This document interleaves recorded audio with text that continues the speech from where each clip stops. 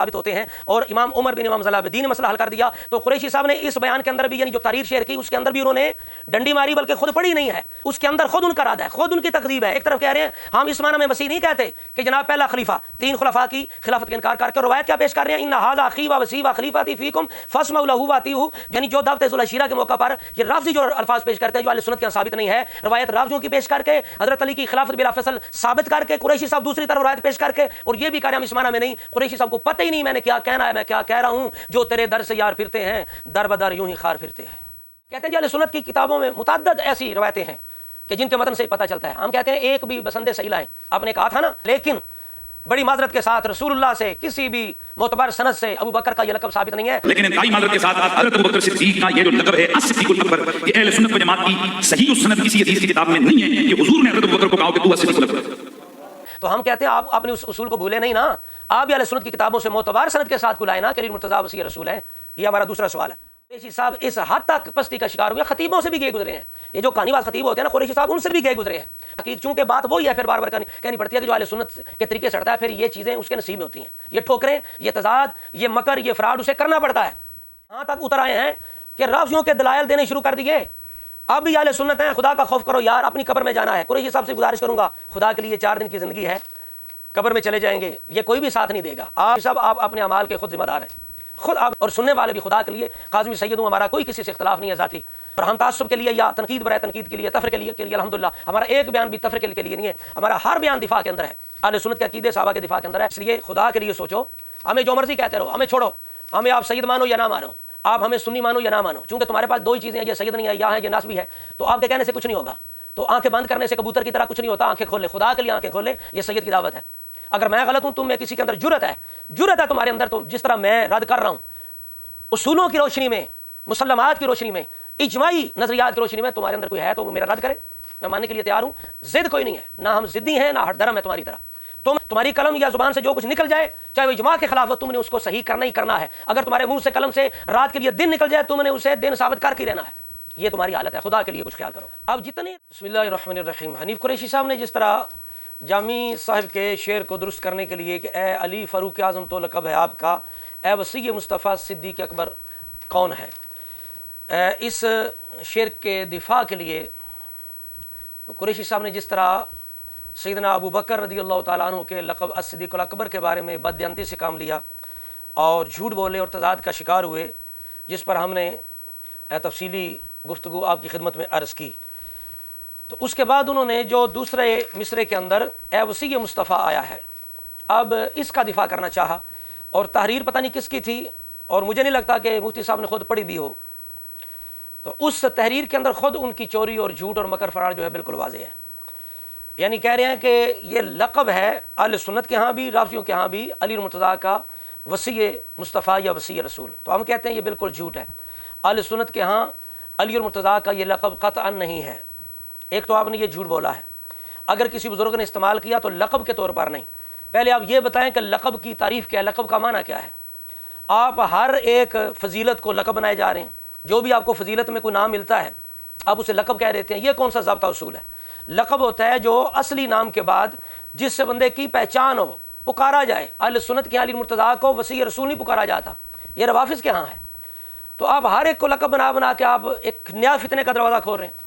اور پھر میں حیران ہوں کہ یہ جو اپنے آپ کو مناظر سمجھتے ہیں، مفتی سمجھتے ہیں، کہ علمی اتنی پستی کا شکار ہو چکے ہیں، چونکہ جو تیرے در سے یار پھرتے ہیں در بدر یوں ہی خار پھرتے ہیں، اہل سنت کے اصولوں سے ہٹ کے یہ بندہ ایسا ذلیل ہو چکا ہے، اب اس شعر کو درست اس نے ثابت کرنا ہی کرنا ہے، چاہے اجماع کی مخالفت ہو، جس طرح صدیق الاکبر کے بارے میں اجماع کی مخالفت کرتے ہوئے، بلکہ آپ نہیں مخالفت کرتے ہوئے کہ جی میرا عقیدہ یہ ہے کہ صدیق الاکبر ابو بکر ہیں، لیکن رسول اللہ نے یہ لقب ابو بکر کو نہیں دیا، علی المرتضیٰ کو دیا ہے، تو لہٰذا دوسرے لفظوں میں کہہ رہے تھے کہ میں بھی مخالفت کرتا ہوں، اور پوری امت صوفیہ علماء جنہوں نے ابو بکر کو صدیق الاکبر کہا ہے سب نے مخالفت کی ہے۔ اور میرا پہلے عقیدہ سن لو، میں سیدنا ابو بکر صدیق کو الصدیق الاکبر کہتا ہوں، بلکہ حقیقت یہ ہے کہ رسول اللہ نے یہ لقب حضرت علی کو دیا ہے۔ اور دوسرے تضاد کا یہ شکار اس بیان میں یہ ہوئے کہ ایک ابن ماجہ کی روایت پڑھتے ہیں، جی علی مرتضیٰ کہتے ہیں میں نے 7 سال تک اکیلے نماز پڑھی ہے، حالانکہ یہ تواتر کے خلاف ہے۔ میں نے اس وقت نماز پڑھی کہ ابھی 7 سال لوگوں کو نماز کا پتہ ہی نہیں تھا، کہ ابھی 7 سال لوگوں کو نماز کا پتہ ہی نہیں تھا۔ اور دوسری طرف خود کہہ رہے ہیں یہ دونوں صدیق اکبر اس لیے ہیں یہ پہلے پہلے اسلام لائے. اور پھر بولیے وہ بھی صدیق اکبر علی بھی صدیق اکبر فرماتے ہیں کیونکہ دونوں نے اس وقت کلمہ پڑھا جب ابھی کوئی معجزہ نہیں دیکھا, کوئی کچھ نہیں, مطلق مجرد نزول وحی کے ساتھ ہی دونوں نے کیا کیا, ایمان لے آئے رسول اللہ پر. اسی طرح یعنی ایسا وقت 7 سال تو دور کی بات ہے, میں سمجھتا ہوں 7 دن بھی ایسے نہیں گزرے ہوں گے کہ اگر رسول اللہ نے نماز پڑھی ہے تو صدیق جو سائے کی طرح ساتھ ہے, سایہ مصطفیٰ مایا استفا, یہ کیسے ہو سکتا ہے جو سائے کی طرح ساتھ ہے وہ ساتھ ہی نہ ہو اور رسول اللہ صرف علی مرتضیٰ کے ساتھ نماز پڑھ رہے ہوں. تو جس طرح اس بیان میں انہوں نے جھوٹ بولے تضاد کا شکار ہوئے, اسی میں بھی اس بیان کے اندر بھی یہ حضرت صاحب جو ہیں یہ شعر کو درست ثابت کرنے کے لیے یہ تضاد کا شکار ہوئے اور خود اپنی تکذیب کر دی. اب توجہ فرمائیں, ایک تو انہوں نے یہ جھوٹ بولا کہ اہل سنت کے ہاں لقب ہے, قطعاً نہیں ہے. وسیع رسول ہونا علی مرتضیٰ کا ہمارے ہاں لقب نہیں ہے. ہمارے ہاں کوئی ایسی معتبر مستند روایت ہے ہی نہیں جس سے علی مرتضیٰ کیا کوئی بھی صحابی خاص کسی وصیت کے اعتبار سے وصی ہو. کوئی بھی صحابی خاص وصیت کے اعتبار سے بالکل رسول اللہ کا وصی نہیں ہے. ہمارے یہاں ایسی ایک بھی روایت نہیں ہے. چونکہ اکثر یہ صحابہ میں بات ہوتی تھی کہ کیا رسول اللہ نے کسی کو خاص وصیت کی ہے, تو وہ اکثر انکار, وہ کہتے تھے نہ کوئی وصیت نہیں کی, خاص ایسی کوئی وصیت نہیں کی. ابھی میں انشاءاللہ علی مرتضیٰ کی زبان سے بھی عرض کروں گا. ایک تو یہ انہوں نے جھوٹ بولا, فراڈ کیا کہ ہمارے ہاں علی وصی رسول ہے. ہاں بزرگوں نے اگر وصی کہا تو وہ قرب کے معنی میں, محبت کے معنی میں, اور اس کے سب سے زیادہ جو وصی ہونے کے حقدار ہیں, اگر آپ لغوی معنی جو ہے وصی کا اگر اس کی وسعت کے اعتبار سے اگر علی مرتضیٰ کو وصی کہتے ہیں تو سب سے زیادہ حقدار پھر ابو بکر عمر عثمان ہیں. یہی بات عبدالعزیز محدث دلوی رحمۃ اللہ علیہ نے لکھی ہے. وہ فرماتے ہیں کہ چونکہ انہوں نے اشاعت اسلام کی, رسول اللہ کے دین کو پھیلایا, 3 خلفاء کے دور کے اندر جہاد ہوتا رہا, تو سب سے زیادہ وصی رسول تو وہ ہیں جو رسول اللہ کے طریقے پہ جنہوں نے دین اسلام کی اشاعت کی.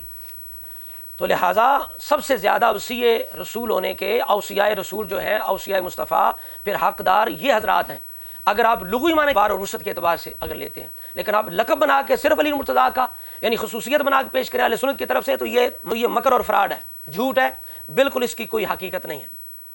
کہتے ہیں جی اہل سنت کی کتابوں میں متعدد ایسی روایتیں ہیں کہ جن کے متن سے پتہ چلتا ہے. ہم کہتے ہیں ایک بھی بسند صحیح لائیں. آپ نے کہا تھا نا کہ میں ابو بکر صدیق کو صدیق اکبر تو مانتا ہوں, میرا عقیدہ ہے, لیکن بڑی معذرت کے ساتھ رسول اللہ سے کسی بھی معتبر سند سے ابو بکر کا یہ لقب ثابت نہیں ہے. لیکن انتہائی معذرت کے ساتھ حضرت ابو بکر صدیق کا یہ جو لقب ہے الصدیق الاکبر, یہ اہل سنت و جماعت کی صحیح السند کسی حدیث کی کتاب میں نہیں ہے کہ حضور نے حضرت ابو بکر کو کہا کہ تو الصدیق الاکبر. تو ہم کہتے ہیں آپ اپنے اس اصول کو بھولے نہیں نا, آپ بھی اہل سنت کی کتابوں سے معتبر سند کے ساتھ کو لائے نا کہ علی مرتضیٰ وصی رسول ہیں. یہ ہمارا دوسرا سوال ہے. آپ توجہ فرمائیں. اب انہوں نے کہا ہمارے ہاں بھی وصی ہیں, یعنی وصی رسول لقب ہے رافضیوں کے ہاں, لیکن اس کے معنی کے اندر فرق ہے کہ رافضی پہلا خلیفہ مراد لیتے ہیں اور ہم یہ نہیں لیتے. ہم لیتے ہیں کہ نبی پاک نے بعض چیزوں کی قرض وغیرہ کی یا قربانی کی وصیت کی. حالانکہ یہ جواب بھی امام ابو نعیم اصبہانی پہلے دے گئے ہیں اور حضرت عمر بن امام صلی اللہ العابدین اس کا جواب دے گئے ہیں. انشاءاللہ وہ بھی عرض کرے گا نا چیز. اچھا, آپ 3 چیزیں آپ نے ذہن میں رکھنی ہیں. ایک طرف کہہ رہے ہیں کہ یہ رافضیوں کا نظریہ ہے, یعنی وہ وصی کس معنی میں لیتے ہیں, پہلا خلیفہ. ہم کیا لیتے ہیں, ہم قربانی اور قرض وغیرہ کی ادائیگی کے معنی میں. اب دیکھیں اسی تحریر کے اندر قریشی صاحب کا جھوٹ پکڑا گیا ہے, چونکہ انہوں نے تحریر پڑھی نہیں, پتہ نہیں چمن زمان نے لکھ دیا, کس نے لکھی ہے. اب آگے جا کے 12ویں 13ویں اور 14ویں نمبر پر تاریخ کامل تاریخ تبری کے حوالے سے جو بالکل ایک فضول سی موضوع سی, جس کا متن چیخ کے کہہ رہا ہے کہ میں اہل سنت کی روایت نہیں ہوں, میرا اہل سنت کے نظریے سے کوئی تعلق نہیں. قریشی صاحب اس حد تک پستی کا شکار ہو گیا, خطیبوں سے بھی گئے گزرے ہیں. یہ جو کہانی باز خطیب ہوتے ہیں نا قریشی صاحب, ان سے بھی گئے گزرے ہیں. ہاں جی, ان سے بھی اس حد تک ان کی تحقیق, چونکہ بات وہی ہے پھر بار بار کہنی پڑتی ہے کہ جو اہل سنت کے طریقے سے ہٹتا ہے پھر یہ چیزیں اس کے نصیب میں ہوتی ہیں. یہ ٹھوکریں, یہ تضاد, یہ مکر, یہ فراڈ اسے کرنا پڑتا ہے. آپ دیکھیں الفاظ سنیں اور خود تکذیب کریں. کہتے ہیں کہ رافضی اس معنی میں وصی لیتے ہیں کہ پہلا خلیفہ رسول اللہ کے بعد, لیکن ہم اس میں نہیں لیتے, ہم قرض وغیرہ کی وصیت نبی پاک نے کی تھی. اور روایت کیا نقل کر رہے ہیں 13-14 نمبر پہ کہ ان ھذا اخی و وصی و خلیفتی فیکم فاسمعوا له واطیعوا. اوئے ہوئے ہوئے ہوئے, حد ہے بدبختی کی اور حد ہے سینہ زوری کی. کیا کہہ سکتے ہیں ہم, کیا کہیں. اور خود کہہ رہے ہیں کہ رافضیوں کے ہاں وصی اس معنی میں ہے. اب جس معنی میں انہوں نے کہا کہ رافضی نے وصی کہتے ہیں, حضرت صاحب انہی کی روایت, انہی کی تائید کے اندر جو وہ پیش کرتے ہیں وہ لے آئے. ان ھذا اخی و وصی و خلیفتی, کس موقع پر, دعوت ذوالعشیرہ کے موقع پر جو رافضی روایت جو پیش کرتے ہیں, جو من گھڑت قسم کی روایت پیش کرتے ہیں, غیر معتبر غیر مستند روایت پیش کرتے ہیں, قریشی صاحب وہی ان کی دلیل لے آئے. اب ہم کہیں کہ قریشی صاحب رافضی ہیں، پہلے اندر سے تھے، آپ باہر سے بھی ہو گئے ہیں، چونکہ ان کے دلائل لے آئے ہیں، کہتے ہیں نہیں نہیں انہوں نے توبہ کر لیا، نہیں نہیں وہ تو سنی ہے۔ اور رافضی کیا ہوتا ہے؟ کسی کے متھے تے لکھا ہوتا ہے، کسی کے ماتھے پہ آسمان سے جناب کوئی مور لگنی ہے کہ یہ رافضی ہے۔ بھئی یہی بیان اور تحریر بندے کی ہوتی ہے، یہی دلائل ہوتے ہیں، یہی ثبوت ہوتے ہیں نا۔ اب قریشی صاحب یہاں تک اتر آئے ہیں کہ رافضیوں کے دلائل دینے شروع کر دیے۔ اب بھی اہل سنت ہیں، خدا کا خوف کرو یار، اپنی قبر میں جانا ہے۔ قریشی صاحب سے گزارش کروں گا، خدا کے لیے 4 دن کی زندگی ہے، قبر میں چلے جائیں گے، یہ کوئی بھی ساتھ نہیں دے گا۔ آپ سب آپ اپنے اعمال کے خود ذمہ دار ہیں، خود آپ نے جواب دینا ہے۔ خود آپ اس طرح نہ کریں، اس حد تک تعصب کا شکار نہ ہو جائیں، خدا کے لیے کچھ اپنی آخرت کا خیال کریں، کوئی اہل سنت کے جو مسلمات ہیں، جو اعتقادات، ان کا خیال کریں۔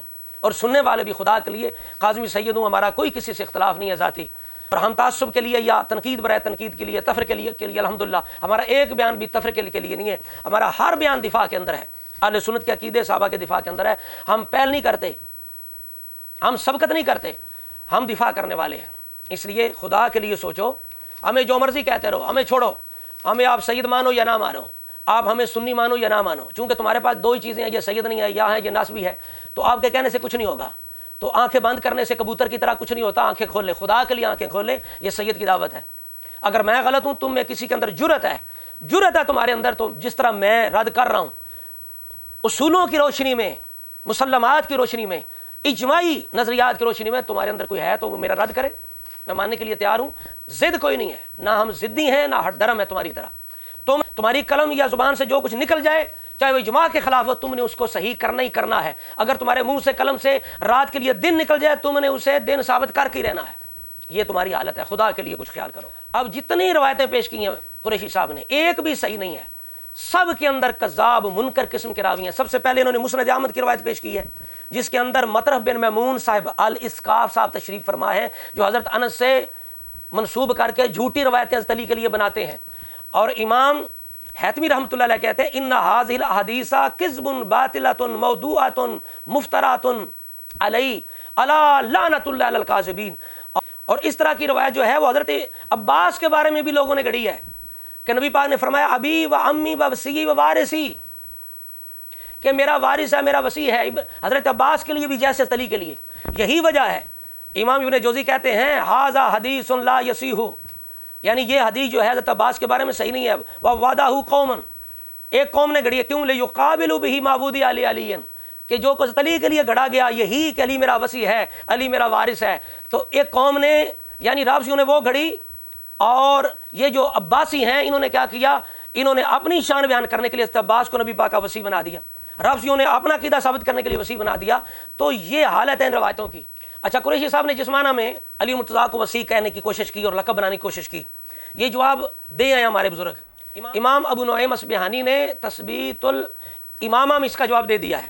آپ فرماتے ہیں کہ اگر لفظ یہ کہ فَإِنْ قَالَ أَوْصَىٰ إِلَيْهِ رسول اللہ، رسول ان کے لیے وصیت کی ہے حضرت علی مرتضیٰ کے لیے، وَعَاهَدَ إِلَيْهِ، ان سے عہد لیا ہے، أَنَّهُ لِقَاضِي لِدَيْنِهِ، کہ نبی پاک کا قرض جو اتارنے کے لیے، وَالْقَائِمُ بِعَهْدِهِ الْمُنْجِزُ مَوْعِدَهُ، کہ جو وعدے انہیں پورا کرنے کے لیے، اور وَمَا شَاكَ لَهُ مِن مَوْضُوعَاتِهِمْ وَأَبَاطِيلِهِمْ، اور اس طرح کی ان کی دیگر موضوع اور باطل چیزیں۔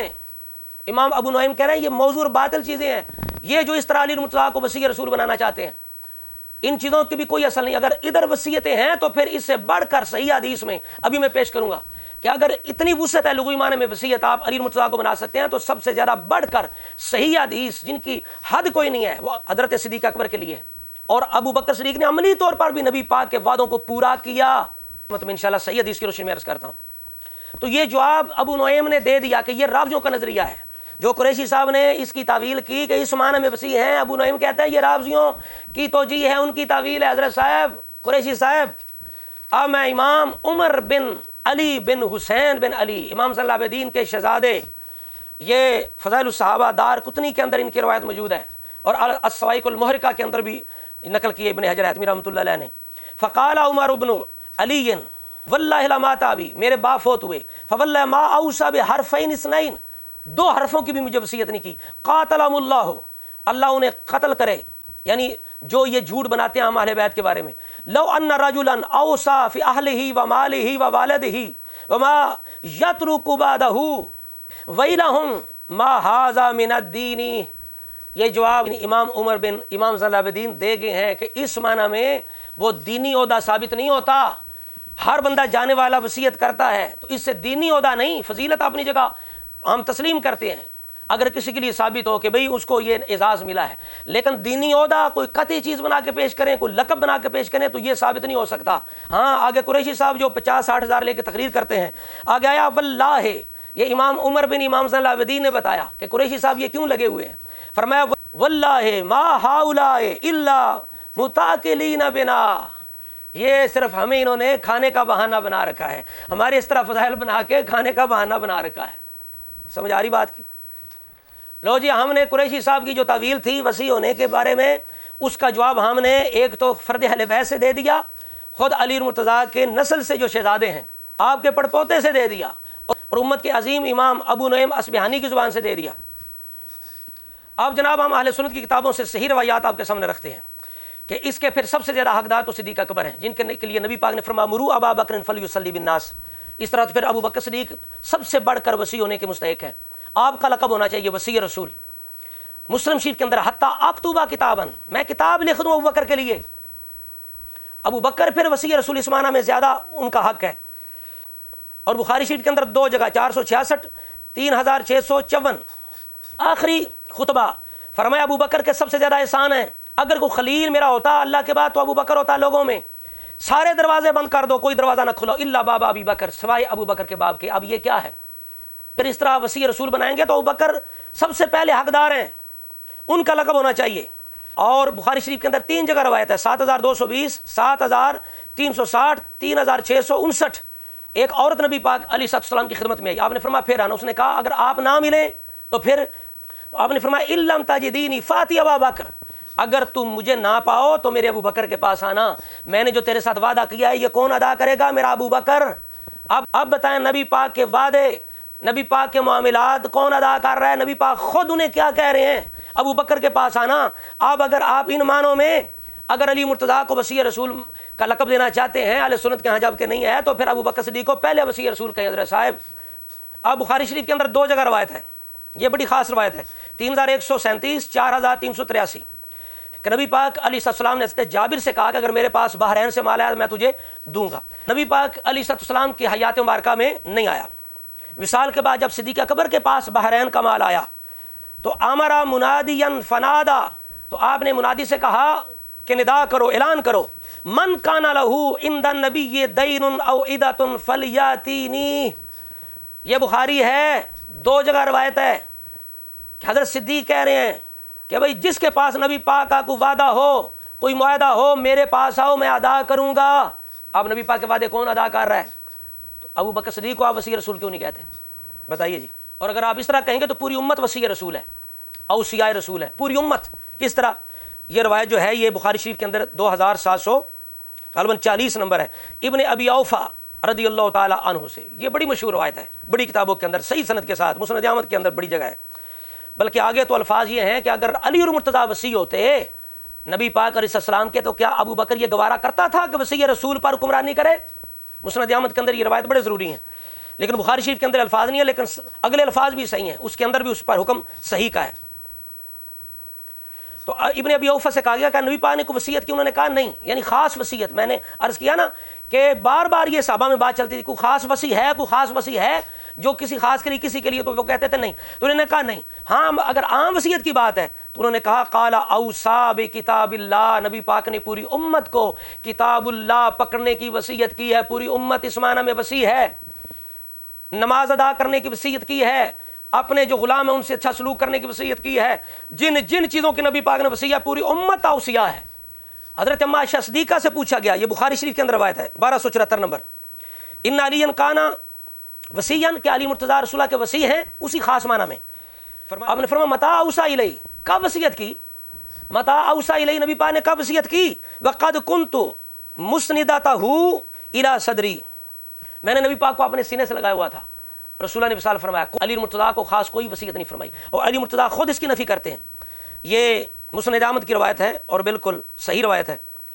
آپ سے پوچھا گیا کہ حل عہد الیک نبی اللہ شیئا، نبی پاک نے آپ سے کوئی خاص عہد لیا ہے؟ لم یعہدہ الی الناس عامہ، جو عام لوگوں سے نہیں، عام لوگوں سے ہٹ کر کوئی خاص آپ سے بات نبی پاک نے وصیت کو عہد لیا ہے؟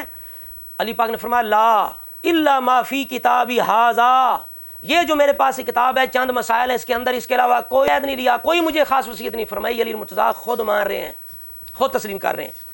دوسری روایت کے اندر ما خصنا رسول اللہ بشیء، ہمیں رسول اللہ نے کسی بھی چیز کے ساتھ خاص نہیں کیا۔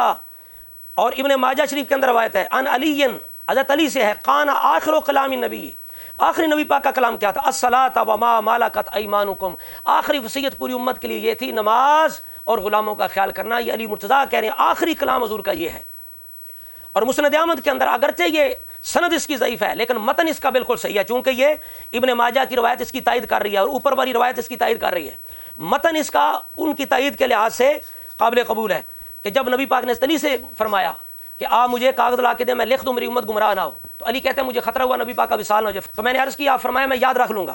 تو سرکار نے کیا کہا؟ اوسی بالصلاۃ والزکاۃ وما ملکت ایمانکم، حضور نے فرمایا میں تمہیں وصیت کرتا ہوں، یعنی پوری امت کے لیے میں تمہیں وصیت کرتا ہوں نماز کی اور اپنے غلاموں کی ان کا خیال کرنا۔ یہ پوری امت اس معنی میں پھر رسول اللہ کی وصیت ہے۔ ابن عباس رضی اللہ تعالیٰ عنہ، آپ سے بھی روایت یہ موجود ہے اور صحیح روایت ہے۔ ابن عباس کہتے ہیں نبی پاک علیہ السلام اللہ کی طرف سے مامور تھے، آپ نے جو کچھ اللہ نے ارسال کیا آپ نے پہنچا دیا، کوئی چیز نہیں آپ نے چھپائی، کوئی چیز نہیں چھپائی۔ ہم اہل بیت کے لیے کوئی بھی حکم خاص نہیں کیا، 3 چیزیں صرف آپ نے وصیت کی ہے امت کو، وضو کے بارے میں، صدقہ کے بارے میں، اور گھوڑی سے خچر یعنی پیدا کرنے کے بارے میں۔